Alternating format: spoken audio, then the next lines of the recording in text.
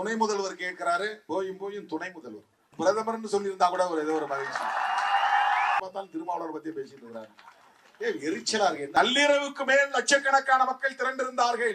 இந்தியாவிலேயே அப்படி ஒரு மாநாட்டை நடத்திய இயக்கம் விடுதலை சிறுத்தைகள் கட்சி தான். அந்த மாநாட்டை பார்த்துட்டு அடுத்த முதல்வர் திருமாவளவன் யாரும் பேசல. இங்க தாவ போறாரு, அங்க தாவ போறாரு. துணை முதல்வர் கேட்கிறாரு, போயும் துணை முதல்வர்.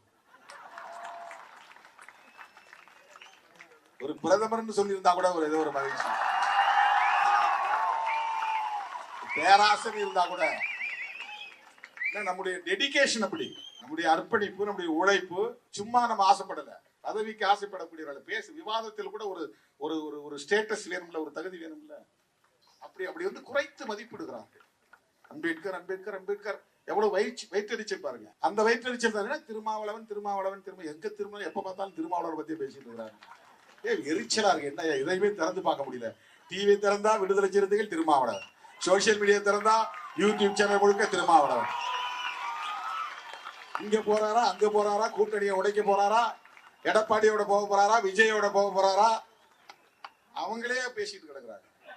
அது சிலருக்கு வந்து எரிச்சல் தாங்க முடியல. அப்பதான் ஒரு முட்டுப்புள்ளி வச்சேன். சரி முடியுமா, இனிமே யாரும் அதை பத்தி பேசாதீங்க அப்படின்னு ஒரு நாள் ஒரு முற்றுப்புள்ளி வச்சோம்.